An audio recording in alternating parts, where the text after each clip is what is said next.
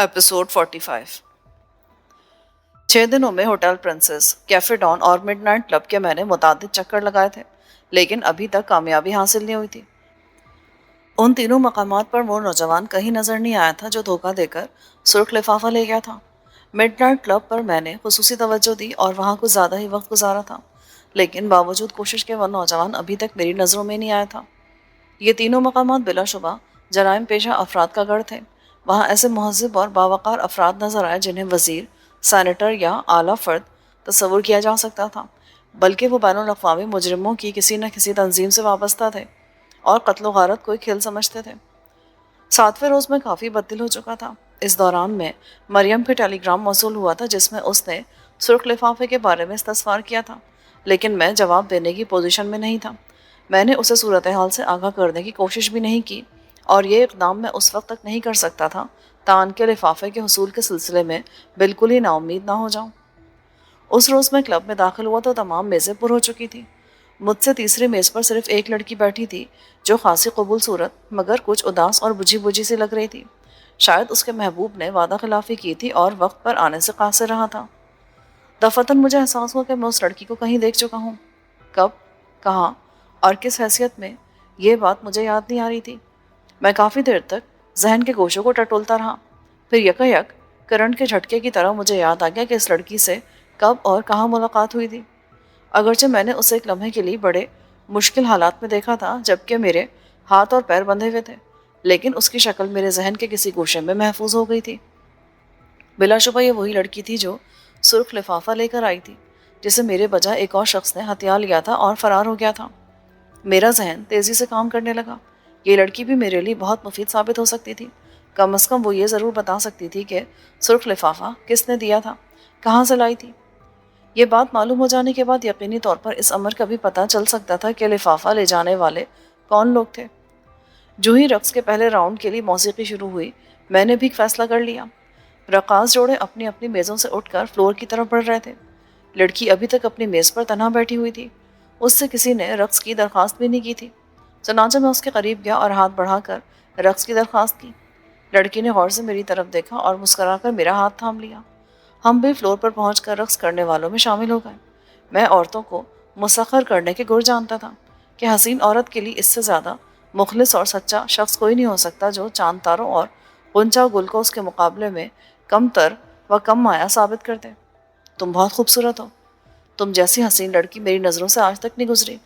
हकीकत है कि चांद तारों की आबोताब और गुंचा गुल की रंगीनी व शगुफ्तगी तुम्हारे दम से है। मैं तुम्हारा नाम पूछ सकता हूँ? डेज़ी। बहुत खूब। वाकई इसमें बामुसम्मा हो, अपने नाम ही की तरह खूबसूरत हो। वो दिलफरेब अंदाज में मुस्कुरा दी।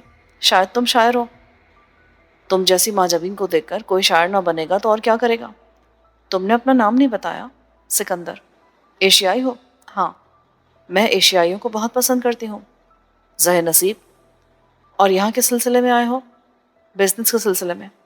सरकारी सतह पर? नहीं, ज़ाती नौयत के मामलात हैं। कब तक रहोगे? जब तक तुम चाहोगी। मैं अपना चेहरा उसके करीब ले गया। मैं तुम्हें बहुत अच्छी लगी हूँ। काश कि मैं तुम्हें अपना दिल चीर के दिखा सकता, मैंने कहा। डेज़ी खिलखिलाकर हंस पड़ी। उसी वक्त पहले दौर की मौसीकी खत्म हो गई। जोड़े अपनी अपनी मेज़ों की तरफ वापस बढ़ने लगे। मैं भी डेज़ी को लेकर मेज़ पर आ गया। तुम इस वक्त क्या पीना पसंद करोगी? तुम्हारा मतलब शराब की इक़साम से है? हाँ, मैं शराब नहीं पीती। हैरत है। किस बात पर? तुम्हारे शराब ना पीने पर। क्यों? अमरीकी होकर शराब नहीं पीती, ये तो बड़े ताज्जुब की बात है।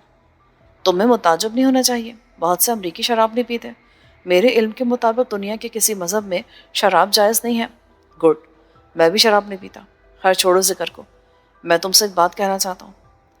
अगर तुम शादी की दरख्वास्त करना चाहते हो तो इत्तलान अर्ज़ है कि मैं शादीशुदा और एक बच्ची की माँ हूँ। बहुत खूब, मगर ऐसी कोई बात नहीं। फिर क्या बात है? वो लिफाफा मुझे नहीं मिला। कौन सा लिफाफा? वो चौकी, सुर्ख लिफाफा। मैं कुछ समझी नहीं। आई थिंक तुम समझ गई हो और तुम्हें समझ जाना चाहिए। कौन हो तुम? उसके चेहरे पर अचानक सख्ती के आसार नमूदार हो गए। वही जिसे तुमने सुर्ख लिफाफा पहुंचाना था। मैंने भी बात साफ कर दी। लेकिन वो लिफाफा मुझे मिला नहीं, क्योंकि तुम्हारे पहुंचने से कबल एक शख्स अंदर दाखिल हुआ। اس کے بارے میں مجھے یہ گمان گزرا کہ وہ لفافہ لے کر آیا ہے۔ اس نے بھی یہی ظاہر کیا تھا، لیکن جیب سے لفافہ نکالنے کے بجائے اس نے ریوالور نکال لیا اور مجھے بے ہوش کر کے خود لفافہ لے اڑا۔ اگرچہ میں اس وقت ہوش میں تھا مگر میرے ہاتھ پیر بندھے ہوئے تھے۔ اگر شور کرتا تو میری اور تمہاری دونوں کی زندگیاں خطرے میں پڑ جاتی۔ وہ لفافے کے حصول کے لیے ہمیں قتل بھی کر سکتا تھا۔ اوہ، مجھے پہلے شبہ ہو گیا تھا۔ مجھے بتایا گیا تھا کہ وہ شخص ایشیائی ہوگا، مگر وہ امریکی نکلا اور میں نے اس کے باوجود سرخ لفافہ اس کے حوالے کر دیا۔ مارشل بہت ناراض ہوگا۔ کون مارشل؟ میرا باس۔ تو میں لفافہ اسے نے دیا تھا؟ ہاں، ڈیزی فکر مند لہجے میں بولی۔ ہمیں اس آدمی کو تلاش کرنا ہوگا ورنہ میرا باس تو مجھے گولی مار دے گا۔ میں اس بات کی گارنٹی دیتا ہوں کہ وہ گولی نہیں مارے گا، بس تم مارشل سے میری ملاقات کرا دو۔ ملاقات ہو سکتی ہے، لیکن میرا خیال ہے اس سے پہلے ہمیں اس شخص کو تلاش کرنا ہوگا۔ مجھے یقین ہے وہ ڈگلس کا آدمی ہوگا۔ یہ ڈگلس کون ہے؟ مافیا سے نکلا ہوا خوفناک آدمی جس نے ڈگلس انٹرپرائزز کے نام سے اپنی علیحدہ تنظیم قائم کر لی ہے۔ امریکہ میں مافیا کے بعد اسی کا نمبر ہے۔ اس کا ذاتی طیارہ ہے، کئی بحری جہاز ہیں، وسیع تعلقات رکھتا ہے اور بے پناہ دولت کا مالک ہے۔ اس کا مطلب ہے تمہارا باس مارشل ڈگلس سے خائف ہے؟ نہیں، بس وہ الجھنا نہیں چاہتا۔ عموماً کمزور آدمی مقابلے سے پہلو تہی کرتا ہے۔ نہیں، وہ اپنے باس کے خلاف کچھ سننے کو تیار نہیں تھی۔ وہ بہت دلیر ہے مگر تحمل مزاج رکھتا ہے، غلطیاں معاف کر دیتا ہے۔ یہی وجہ ہے کہ اس کے گروہ کے لوگ اس کے وفادار ہیں۔ اگر مارشل کو اس واقعے کی اطلاع مل گئی تو وہ ڈگلس کے خلاف کیا قدم اٹھائے گا؟ اس کے کسی آئندہ اقدام کے بارے میں کیا کہہ سکتی ہوں؟ بہرحال اگر لفافہ اہم ہے تو وہ ضرور ڈگلس سے ٹکرا جائے گا، لیکن ہم اسے اطلاع نہیں دیں گے۔ پہلے اپنے طور پر اس شخص کو تلاش کریں گے۔ مگر وہ لفافہ اب اس کے قبضے سے نکل چکا ہوگا۔ ہاں، لفافہ یقیناً اس کے پاس نہیں ہوگا، تاہم اس سے یہ ضرور معلوم ہو جائے گا کہ لفافہ کہاں پہنچایا گیا ہے۔ ہمارے لیے اتنا ہی کافی ہے۔ اگر وہ ڈگلس کا آدمی تھا تو یقیناً لفافہ اس نے اپنے باس کے حوالے کیا ہوگا۔ یہ ضروری نہیں ہے، ممکن ہے ڈگلس نے لفافہ کہیں اور پہنچانے کی ہدایت کی ہو۔ تمہیں پتہ ہے ڈگلس کہاں رہتا ہے؟ اس کا کوئی ایک ٹھکانہ نہیں ہے، مختلف ملکوں میں اس کی رہائش گاہیں ہیں۔ نیو یارک اور ہیوسٹن میں اس کی نصف درجن عمارتیں ہیں جن میں کچھ دفتری اور رہائشی ہیں، مگر اس کا سب سے اہم ٹھکانہ سمندر کی تہہ میں ہے۔ کیا مطلب؟ اس نے سمندر کی تہہ میں کسی خفیہ مقام پر رہائش گاہیں تعمیر کرائی ہیں۔ اس کا زیادہ تر وقت وہیں گزرتا ہے۔ تمہیں یقین ہے اس نوجوان کو ضرور تلاش کرو گی جو ہم سے لفافہ لے گیا تھا؟ پورا یقین ہے۔ اگر وہ ڈگلس کا آدمی ہے تو ہوٹل پرنسس میں ضرور آتا ہوگا۔ یہ ضروری ہے؟ ضروری ہی سمجھ لو، کیونکہ ہوٹل پرنسس ڈگلس کی ذاتی ملکیت ہے اور اس کے کارندے اکثر وہاں آتے ہیں، بلکہ بیشتر ویٹروں اور دیگر ملازمین کی شکل میں وہاں موجود رہتے ہیں۔ میں نے سوچتے ہوئے کہا، وہ تمہیں پہچانتا ہے، ہو سکتا ہے نقصان پہنچانے کی کوشش کرے یا کوئی اور متوقع اقدام کر بیٹھے۔ میں موم کی بنی ہوئی نہیں ہوں۔ ایک سنہری وگ لگانے اور کانٹیکٹ لینسز استعمال کرنے سے میری شخصیت میں کافی تبدیلی رونما ہو جائے گی۔ آتشی اسلحے کا استعمال بھی مجھے بخوبی آتا ہے۔ اس وقت بھی ریوالور میرے پاس موجود ہے۔ جوڈے کراٹے میں بھی مہارت حاصل ہے، 2-4 سے اکیلے نمٹ سکتی ہوں۔ ویری گڈ، تم تو بہت بہادر ہو۔ کیا ہم اس وقت ہوٹل پرنسس چل سکتے ہیں؟ وہ کچھ دیر سوچتی رہی، پھر بولی، میں سوچ رہی ہوں باس کو تمام واقعات سے آگاہ کر دیا جائے، ورنہ وہ مزید ناراض ہوگا۔ اس کا حکم ہے، خواہ کسی قسم کے بھی حالات کیوں نہ پیش آئیں، اسے باخبر رکھا جائے۔ ٹھیک ہے، تم اپنے باس سے بات کر لو اور مجھے وقت دو، جہاں کہو گی میں مل جاؤں گا۔ میرے خیال میں تمہیں بھی باس سے ملنا چاہیے۔ وہ مجھ سے ملاقات کرنا پسند کرے گا۔ کیوں نہیں، مگر کارڈ کا مسئلہ پیدا ہو جائے گا۔ کیسا کارڈ؟ مارشل بہت محتاط آدمی ہے، اس سے ہر خاص و عام کو ملاقات کرنے کی اجازت نہیں مل سکتی۔ اس کا ذاتی دفتر عمارت کی آخری منزل پر ہے اور آخری منزل پر جانے کے لیے لفٹ میں وہ لوگ داخل ہو سکتے ہیں جن کے پاس خصوصی کارڈ موجود ہوں۔ یہ کارڈ تنظیم کے اہم ممبرز کو جاری کیے گئے ہیں۔ وہ لوگ کسی بھی وقت بلا روک ٹوک مارشل کے پاس جا سکتے ہیں۔ عام اجلاس کی صورت میں تمام ممبرز کو کارڈ ایشو کیے جاتے ہیں۔ تم کس زمرے میں آتی ہو؟ میرے پاس مستقل طور پر کارڈ رہتا ہے۔ دراصل مسئلہ تمہارے پہنچنے کا ہے۔ خیر، میں باس سے فون پر بات کر لوں گی۔ ٹائم پلازا ایک عظیم و شان عمارت تھی جو نیو یارک کے ایک بڑے تجارتی مرکز میں واقع تھی۔ لفٹ مین ڈیزی کو پہچانتا تھا۔ لفٹ 4تھ فلور پر جا کر رک گئی۔ ہم باہر نکلے تو ہر طرف ویرانی اور سناٹا تھا۔ ہم چند قدم آگے بڑھے تھے کہ ایک جانب سے 2 آدمی نمودار ہوئے۔ ان کا ایک ہاتھ جیب میں تھا جس سے یہ ظاہر ہوتا تھا کہ وہ مسلح ہیں۔ انہوں نے ڈیزی کو نظر انداز کیا اور سیدھا میری طرف آئے۔ آپ کا نام؟ سکندر۔ गुड। हमें आपकी मुलाकात का इल्म है, लेकिन मुलाकात से पहले आपको एक मरहले से गुजरना होगा। कौन सा मरहला? हमारे साथ आइए। वो मुझे कमरे में ले गए और वार्डरोब की तरफ इशारा किया। अपना लिबास वहां उतार दीजिए, वहां दूसरा लिबास होगा, वो पहन लीजिए। मैं कदरे हैरान हुआ, मगर उनकी हिदायत पर अमल करने के सिवा कोई चारा भी ना था। मकसद यही था कि कोई शख्स असलहा वगैरह लेकर बॉस के कमरे में ना जाए। वाकई बड़े सख्त हिफाजती इंतजाम थे। मैं लिबास तब्दील करके बाहर आया तो उन्होंने सरसरी से तलाशी ली और मुझे डेजी के हवाले कर दिया। उसी वक्त एक और शख्स आन मौजूद हुआ। वो बहुत लहीम शहीम था, अव्वल दर्जे का बदमाश लगता था। कद 7 फुट से किसी तरह कम न होगा। चेहरे पर जगह जगह मुंदमिल जख्मों के निशानात थे और दोनों जानिब पहलुओं से होल्स्टर में रिवॉल्वर लटक रहे थे। मेरा ख्याल था यही शख्स मार्शल होगा, क्योंकि उसकी शक्ल देखते ही दिल में खौफ सा पैदा होता था। मैंने डेजी से पूछा तो उसने बताया कि यह मार्शल नहीं है, बल्कि उसका खास मुहाफिज जोनाथन है। जोनाथन भी अपनी हैयत के बरक्स बहुत अदब और एहतराम से पेश आया और हमें अपने साथ चलने की दावत दी। मैं और डेजी उसके साथ चल दिए। दरवाजे के करीब पहुंचकर जोनाथन ने हमें ठहरने का इशारा किया और खुद अंदर गया। आखिरी मंजिल पर बदस्तूर सन्नाटा छाया था। जोनाथन जल्दी वापस लौट आया। वो खुद बाहर रहा और हमें अंदर जाने का इशारा किया। वो बहुत ही वसी और इस कमरा था, लेकिन उसमें किसी किस्म की आराइशी और दीगर ज़रूरियाती सामान नज़र नहीं आ रहा था। हत्ता के फर्श पर कालीन और दीवारों पर तस्वीर तक नहीं थी। अगर कमरे में कोई चीज़ थी तो वो एक बड़ी मेज़ थी, जो आखिरी गोशे में सहरा में किसी तनहा दरख्त की तरह पड़ी थी। मेज़ के पीछे जो शख्स बैठा था उसे देखकर मुझे आंखें मलने की ज़रूरत महसूस हुई। अगर मेरी बसारत मुझे धोखा नहीं दे रही थी, उसे देखकर हरगिज़ ये नहीं कहा जा सकता था कि वो मुजरिमों की बहुत बड़ी तंजीम का कर्ता धरता होगा। बस यूँ लगता था कि वो सीधा गिरजे से निकल कर चला आया है। उसके चेहरे पर पादरियों जैसा तकद्दुस और मासूमियत थी। यूँ लगता था कि उसने कभी कोई चोटी भी ना मारी होगी। उसके चेहरे पर दाढ़ी भी पादरियों जैसी थी और बाल भी उसी अंदाज में बने हुए थे। उसके जिस्म में अगर कोई ऐसी चीज़ थी जो उसे दूसरों से मुनफरिद और अलग करती थी, तो वो उसकी तेज़ और दिल में उतर जाने वाली जादू असर आंखें थीं। मैंने ऐसी सहरंगेज आंखें आज तक नहीं देखी थी। वो टिकटिकी बांधे मुझे घूर रहा था, गोया उसकी नज़रें मेरे जिस्म के पार हो गई हों। मुझे तस्लीम करना पड़ा कि उसके पास लोगों को मुसख्खर करने के लिए ये आंखें ही काफ़ी हैं, जो किसी को अपने हाथ से अपने गले पर छुरी फेरने पर आमादा कर सकती हैं। दफतन उसके चेहरे पर मुस्कुराहट नमूदार हुई। मुस्कुराहट भी बड़ी असर अंगेज थी। उसने हाथ उठाकर हमें बैठने का इशारा किया और हम दोनों उसकी आबनोसी मेज़ के गिर्द पड़ी हुई नफीस व आरामदेह कुर्सियों पर बैठ गए। मैंने मेज़ का जायज़ा लिया। उस पर निस्फ दर्जन टेलीफोन रखे थे। एक इंटरकॉम और एक छोटा सा वायरलेस सेट भी मेज़ पर रखा था। डेजी कुछ कहना चाहती थी, मगर उसके होंठ फड़क कर रह जाते थे। आखिर उसने बड़ी मुश्किल से कहा, सर सर मुझसे एक बहुत बड़ी गलती हो गई है। मुझे मालूम है तुम क्या कहोगी।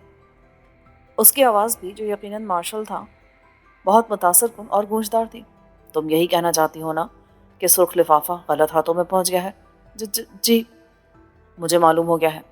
मैं ये भी जानता हूँ कि क्लब में तुम दोनों के दरमियान क्या गुफ्तगू हुई। अगरचे तुमने उस तस्दीक की ज़रूरत महसूस नहीं की और इस नौजवान को यहाँ तक ले आई, लेकिन मुझे इल्म है कि यही असल आदमी है। अगरचे तुम्हें ये बात बता दी गई थी कि वो शख्स जिसे तुमने लिफाफा पहुँचाना है एशियाई होगा, मगर तुमने लिफाफा गैर एशियाई के हवाले कर दिया। क्या तुम्हारा दिमाग इतना कमज़ोर हो गया है कि तुम मेरी हिदायत को भूल गई?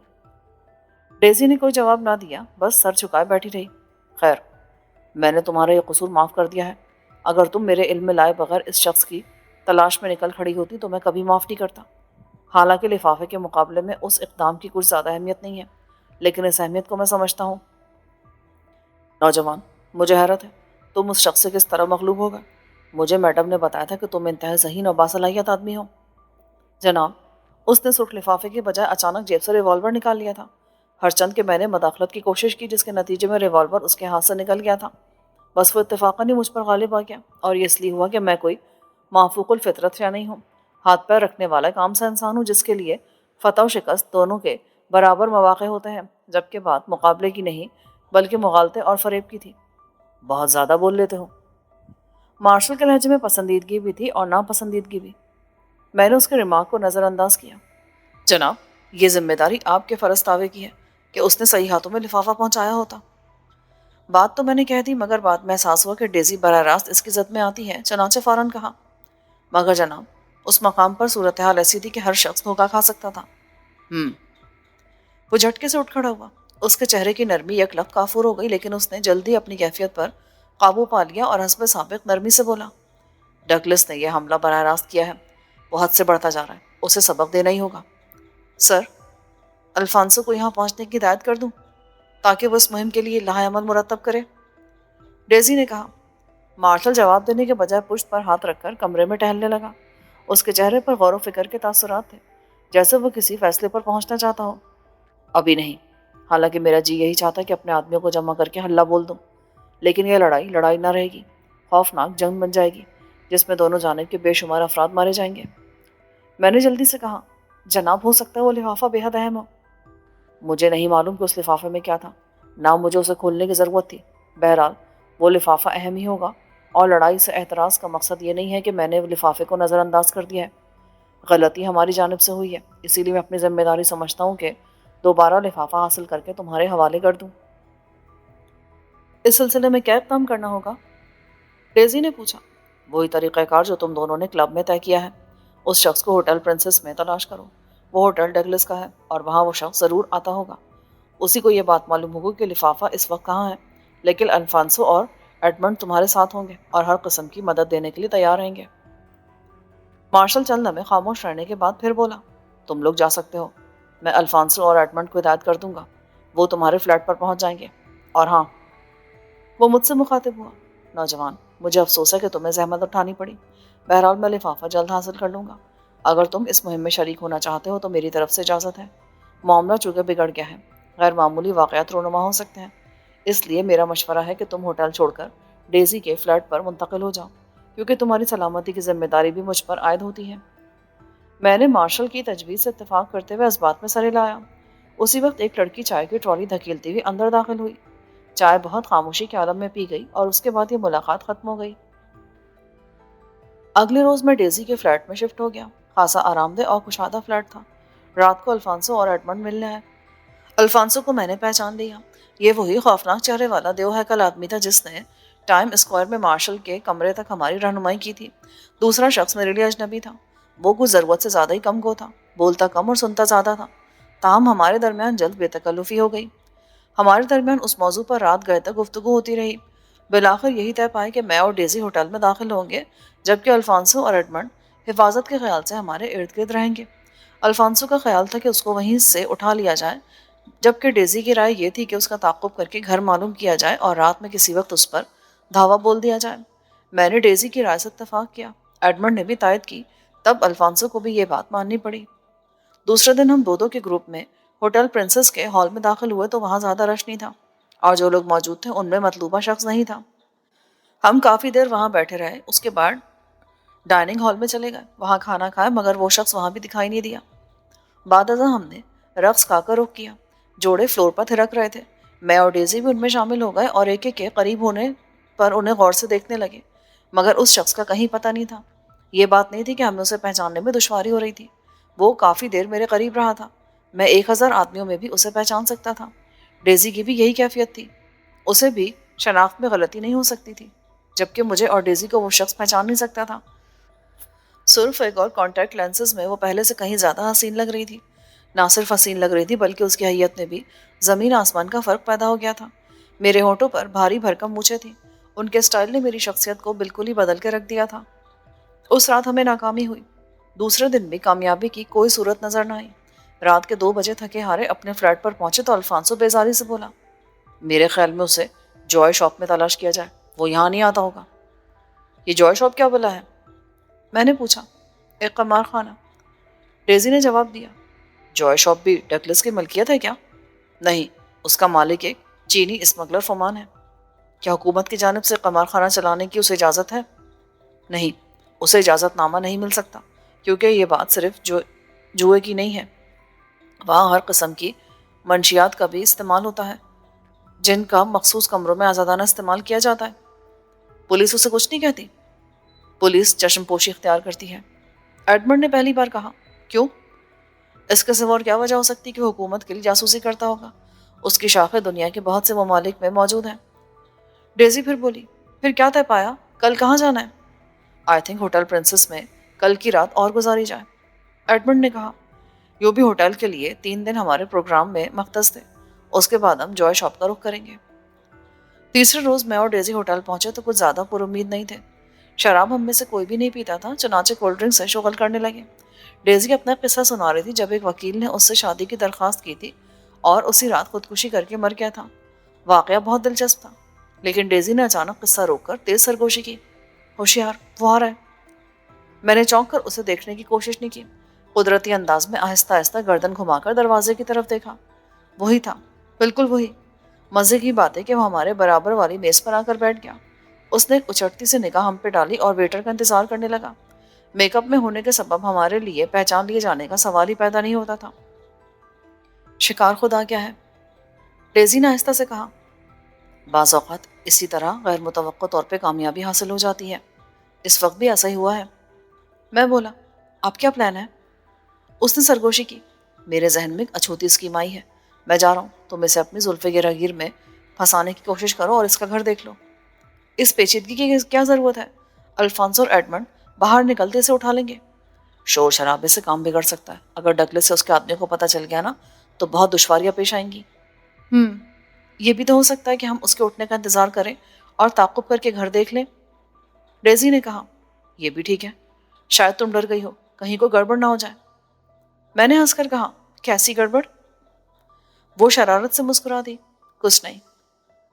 تقریباً 1 گھنٹے بعد وہ شخص اپنی میز سے اٹھا اور ڈائننگ ہال کی طرف چل دیا۔ ہم نے بھی اس کی تقلید کی۔ اس نے کھانے کا آرڈر دیا۔ ہمیں بھی بھوک لگ رہی تھی۔ ہم نے بھی کھانے کا آرڈر دیا۔ کھانے کے بعد اس نے بال روم کا رخ کیا۔ ہم اب بھی اس کے تعاقب میں تھے۔ اس وقت فلور پر جوڑے تھرک رہے تھے اور ہیجان انگیز موسیقی دلوں کو گرما رہی تھی۔ اگرچہ گیلری میں کئی لڑکیاں اپنی میزوں پر تنہا بیٹھی تھیں، لیکن اس نے کسی سے رقص کی درخواست نہیں کی اور سیدھا اپنی میز کی طرف چلا گیا جو غالباً پہلے سے اس کے لیے بک تھی۔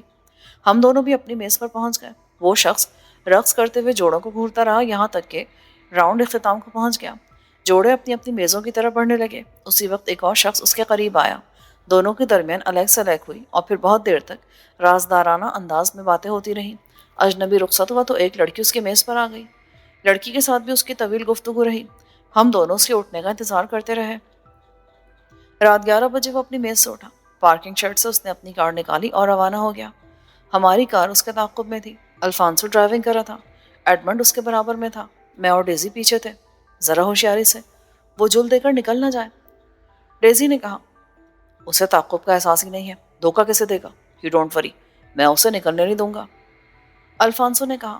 اگلی کار اینڈل روڈ سے مڑ کر ایک ایسے علاقے میں داخل ہو گئی جہاں فلک بو سے مارتے تھی۔ الفانسو بڑی ہوشیاری سے تعاقب کر رہا تھا۔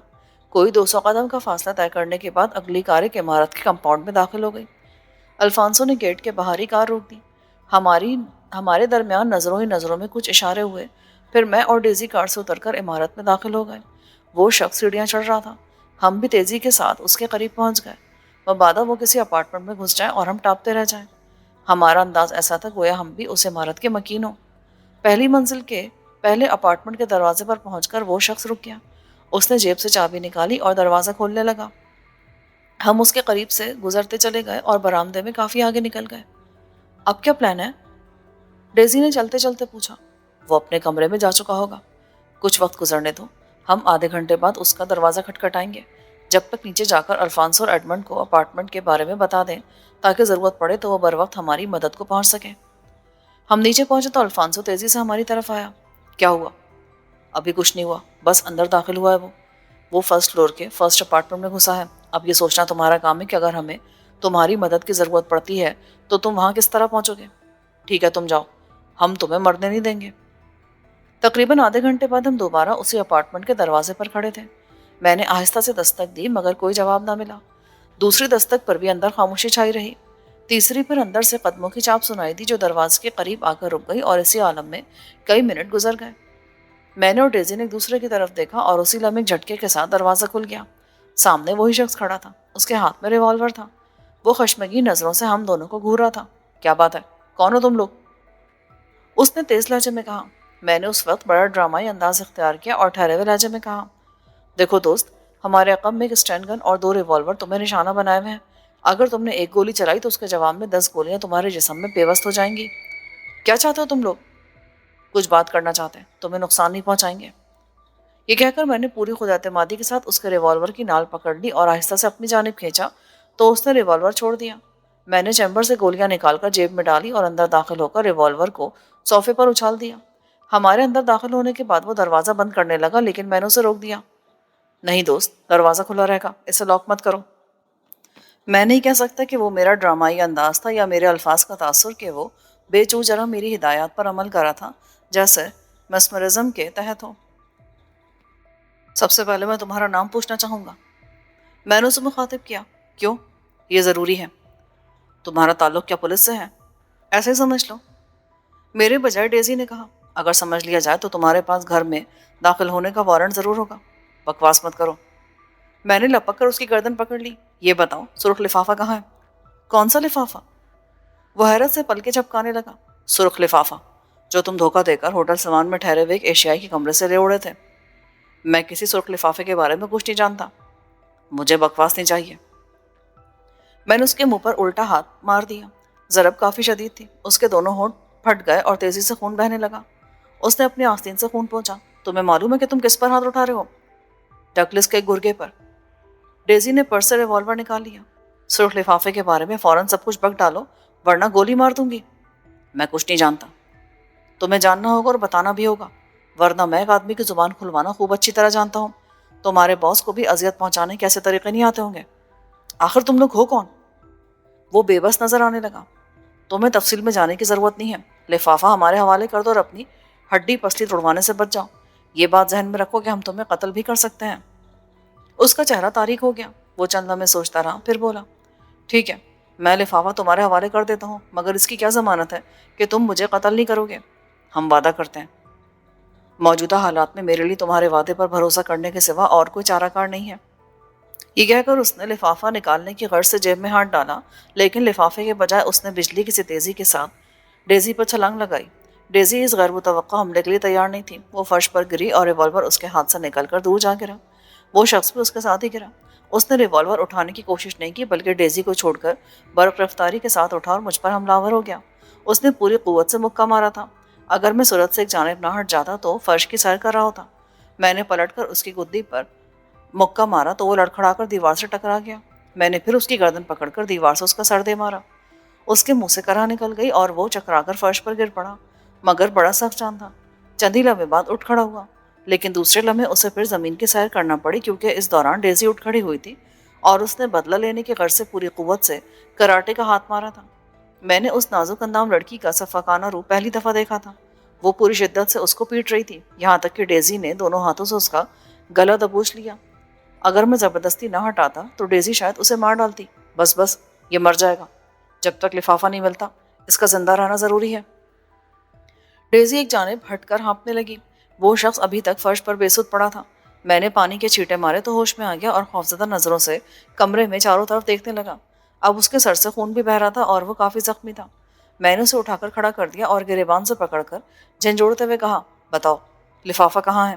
جب تک اس بارے میں سچ نہیں بکو گے تمہاری جان پر عذاب مسلط رہے گا، بلکہ ہو سکتا ہے تمہاری روح اپنے جسم سے قطع تعلق کر لے۔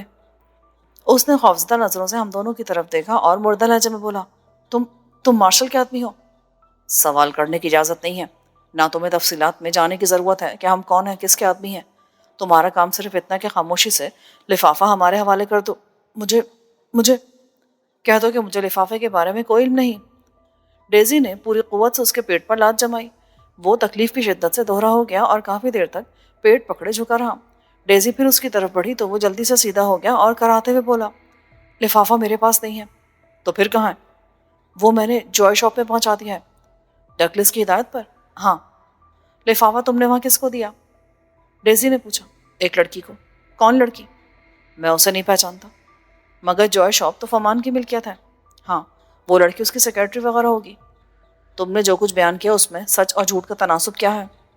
میں نے ایک لفظ سچ کہا ہے۔ ٹھیک ہے، ہم تمہاری باتوں کو یقین کر لیتے ہیں، لیکن ان میں ایک لفظ بھی جھوٹا ہوا نا تو سمجھ لو کہ ہم FBI کے آدمی ہیں۔ تمہیں گرفتار کر لیا جائے گا اور لمبی مدت کے لیے سرکاری مہمان بنا دیے جاؤ گے۔ اس کے علاوہ ڈگلس کو بھی اس واقعے کی اطلاع نہیں ہونی چاہیے کہ FBI کے لوگ لفافے کی تلاش میں ہیں۔ اس صورت میں تمہارا حشر بھی برا ہوگا۔ پولیس تم پر کوئی بھی الزام عائد کر کے ہتھکڑیاں پہنا دے گی۔ اس نے اس بات میں سر ہلا دیا۔ ہم دونوں باہر نکل آئے۔ چلتے چلتے میں نے ایک بات اس پر اور واضح کر دی کہ اگر ہمارے جانے کے بعد اس نے شور کرنے کی کوشش کی تو لوگوں کے جمع ہونے سے پہلے ایک گولی کسی طرف سے آئے گی اور اس کا سینہ چاک کر دے گی۔ ہم نیچے آئے تو الفانسو اور ایڈمنڈ ہمارے منتظر تھے۔ کچھ پتہ چلا؟ اس نے سرخ لفافہ جوائے شاپ میں پہنچا دیا ہے۔ جوائے شاپ میں؟ پر کس کے پاس؟ لفافہ اس نے کسی لڑکی کو دیا ہے اور وہ اسے نہیں پہچانتا اور نام بتانے سے بھی قاصر ہے۔ میں نے کہا ٹھیک ہے۔ الفانسو نے اس بات میں ذرے لایا۔ آج رات ہم جوائے شاپ چل رہے ہیں، وہاں بار کاؤنٹر پر میرا ایک دوست ہے، اس سے بہت کچھ معلوم ہو سکتا ہے۔ وہاں میری بھی ایک دوست ہے، ڈیزی نے کہا، لیکن ایسے اہم واقعات عام آدمی کے علم میں نہیں ہوتے، اس لیے ہمیں خود ہی کچھ کرنا پڑے گا۔ ہم اپنی بندوق خود ہی چلائیں گے، بہرحال ان لوگوں کے ذریعے کوئی نہ کوئی اشارہ تو مل ہی سکتا ہے۔ الفانسو نے کہا ہاں۔ ڈیزی نے کسی قدر تائیدی انداز میں کہا، لیکن ہم اپنا مقصد ان پر ہرگز ظاہر نہیں کریں گے۔ چند روز قبل جب میں جوائے شاپ گئی تھی تو کیتھرائن نے مجھ سے ایک تندرست و توانا آدمی کے لیے کہا تھا، اگر ابھی تک اسے اپنے مطلب کا آدمی نہیں ملا تو میں سکندر کو پیش کر دوں گی۔ مجھے؟ میں جلدی سے بولا ہاں۔ کیا گھبرا گئے؟ نہیں، میں تیار ہوں۔ ویسے تم لوگوں کی باتوں سے ظاہر ہوتا ہے کہ تم لوگ اکثر و بیشتر جوائے شاپ پر جاتے رہتے ہو۔ ہفتے میں ایک دو چکر تو ضرور لگتے ہیں۔ الفانسو تو وہاں سے کافی رقمیں جیت کر لاتا ہے۔ ڈیزی نے کہا گڈ، میں بھی قسمت آزماؤں گا۔ ہم لوگ آج رات وہاں چل رہے ہیں نا؟ ہاں، ڈیزی نے جواب دیا۔ اس وقت کار ٹائم اسکوائر کے کمپاؤنڈ میں داخل ہو چکی تھی، اس لیے گفتگو کا سلسلہ ختم ہو گیا۔